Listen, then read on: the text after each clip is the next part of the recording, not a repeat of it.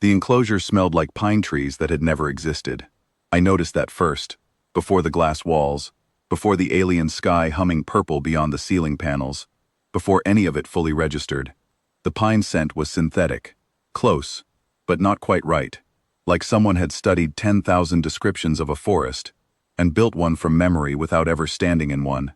I was lying on my back on a surface that felt like compressed moss.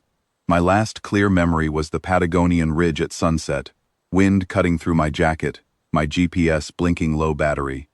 Then a light, then this. I sat up slowly. The room was large, maybe 400 square meters. There were artificial trees with smooth bark, a small stream that ran in a perfect loop, and a cot near the far wall with folded fabric on top of it. The lighting was warm but sourceless, as if the air itself had been gently set on fire. Everything was clean, everything was careful, and on the other side of the glass, something was watching me. It was tall, pale blue. It had too many joints in its arms and eyes that sat wide on either side of a narrow face. It was holding a flat device and making small marks on it while it looked at me. When I met its eyes directly, it stopped moving entirely for 3 full seconds. Then it stepped back and walked away. I looked to my left. A sign was mounted on the interior wall, printed in at least 30 languages stacked in columns. Near the bottom, in slightly imperfect English, it read, Exhibit 48, Homo sapiens, caution, behavior unpredictable. I read it twice. Then I stood up, rolled my shoulders, and began walking the perimeter of the enclosure. I am not a dramatic person by nature.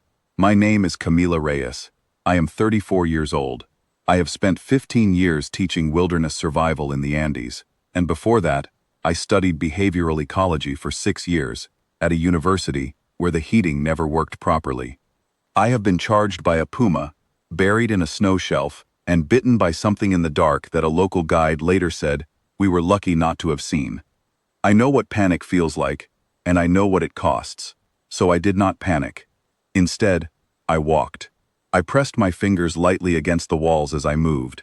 I noted where the panels met. I noted the slight variation in temperature near the base of the artificial stream. I noted the single seam behind the largest decorative rock on the east side, a rectangular outline, almost invisible, that was either a maintenance access point or the most suspicious decorative choice in architectural history. I did not touch it. I memorized it and kept walking. There were 3 nutrition blocks on a small platform near the cot. They were dense, pale, and wrapped in a material that was not plastic but behaved like it. I picked one up, turned it over, pressed my thumbnail into one corner. It gave slightly. I set it back down and sat cross-legged on the floor, facing the glass. More visitors had gathered. Different shapes, different sizes, different ways of moving.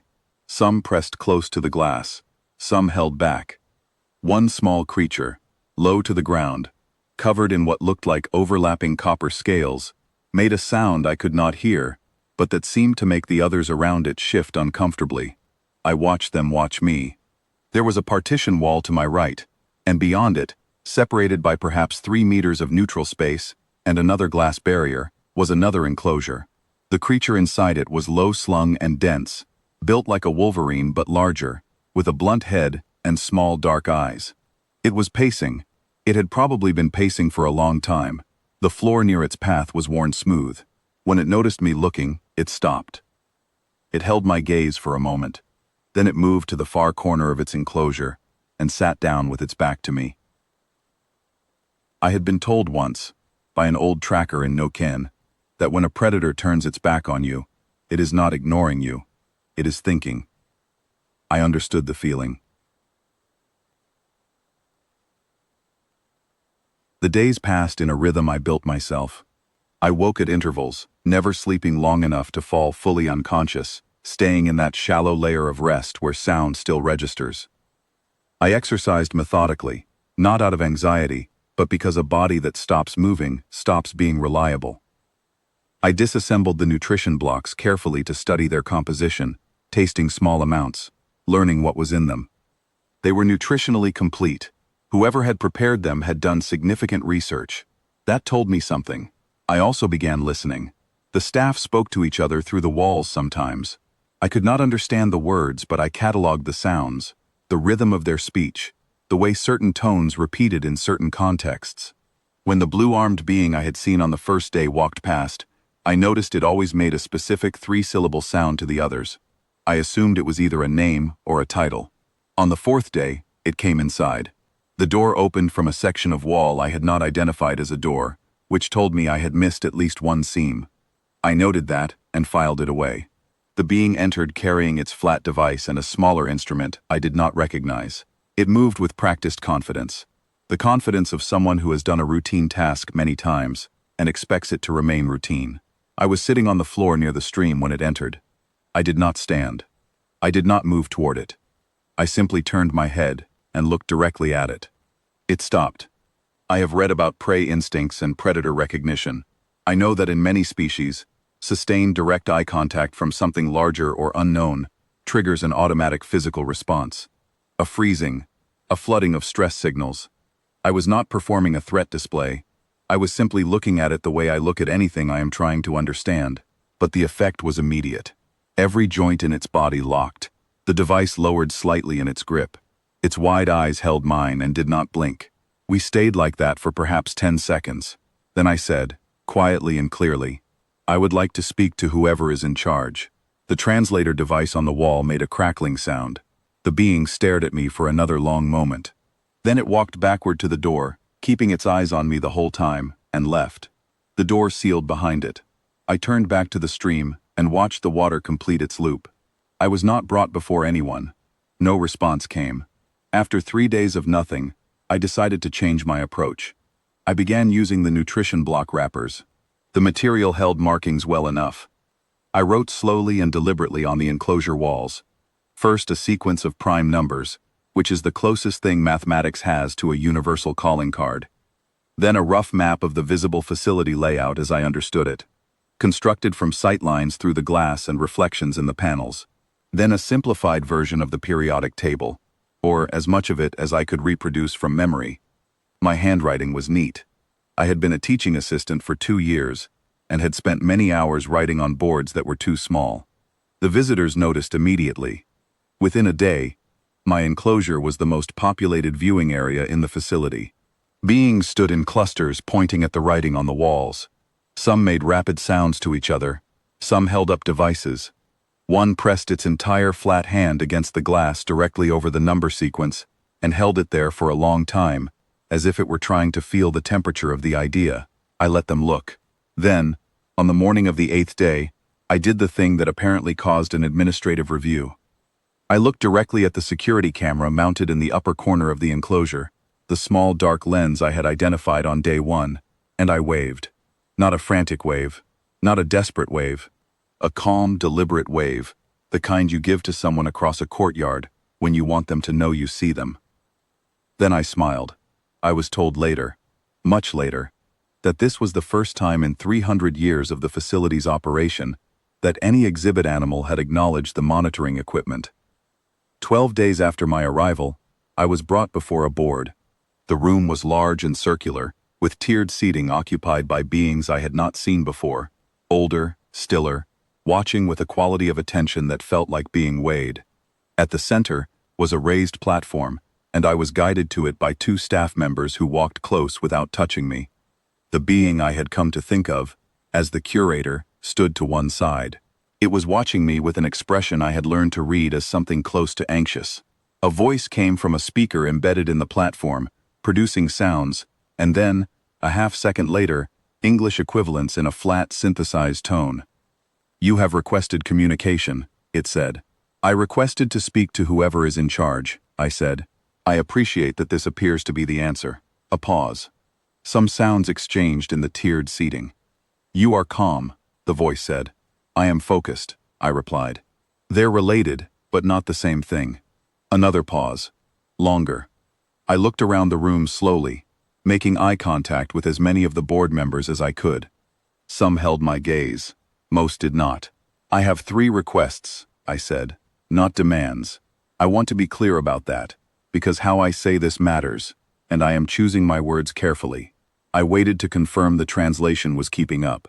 The curator made a small motion with one arm, that I interpreted as a go-ahead. First, I said, I would like a translator device and the ability to send and receive communication. I have been here nearly 2 weeks. I have learned approximately 40 words of your staff's language by listening through walls. I would learn faster with equipment. I let that sit for a moment. Second, I would like Earth to be contacted. I understand you have been observing my planet for roughly 200 years. That is a long time to watch something without introducing yourself. My species tends to find out eventually. It is better if the introduction comes from you while you still control the terms of it. More sounds in the seating. The curator had gone very still. Third, I said, and this was the one I had thought about the most, the one I had been rehearsing in the enclosure while walking my perimeter loops. I would like you to conduct a formal review of all 47 other species in this facility for indicators of sapience. The room was quiet. You built this place to study apex predators, I said. You have been doing that for 3 centuries. You are very good at identifying animals that are dangerous. But dangerous and intelligent are not the same measurement, and I do not think you have been using the right instruments. I paused.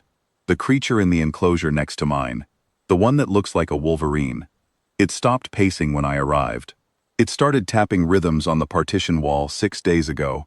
I have been tapping back. We have 11 shared signals now. I do not know if that constitutes language, but I know it constitutes something, and I think you should find out what. The silence in the room had a different quality now. It was not the silence of an audience that has stopped listening. It was the silence of an audience that has stopped breathing. I am not asking you to release me, I said. I understand the logistical and diplomatic complexity of that, and I am not naive enough to think it resolves quickly.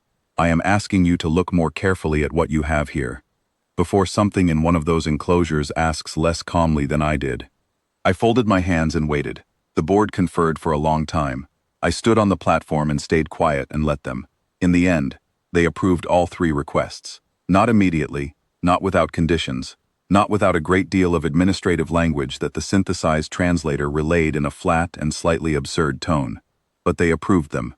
I was given a translator device 2 days later. It was the size of a thick coin and clipped behind my ear. Within a week, I was having halting, imperfect, genuinely remarkable conversations with the curator, whose name translated approximately to Vel Asari, and who turned out to be deeply uncomfortable with ambiguity and deeply fascinated by the fact that I was not. The WallTap network was formally acknowledged in a consortium review document 30 days after my hearing. The creature next door, the one I had started calling Reth, after the species designation the staff used, was elevated to a new classification category that the consortium created, specifically because they had no existing one that fit. That was, I was told, the first new classification category in 80 years. I went back to my enclosure after the hearing and sat on the cot. The sign on the glass had been updated. The English now read, Exhibit 48, Homo sapiens. Status, under review. I looked at it for a while. Outside the glass, a small crowd of visitors had gathered, as they usually did now. Some of them waved at me. I had apparently started a trend. I waved back. Then I reached over and tapped once on the partition wall. From the other side, without hesitation, Reth tapped back. I leaned against the wall and looked up at the sourceless warm light above me, and thought about the pine scent that was almost right but not quite, and about the maintenance seam behind the rock that I still had not used, and about 47 enclosures full of apex predators who had been pacing their perimeters for decades, and I thought, someone should have expected this. If you collect the most adaptive, most persistent, most relentlessly problem-solving creatures from 47 worlds, and put them in the same building, you should not be surprised when they eventually start talking to each other. You especially should not be surprised when one of them asks to speak to the manager.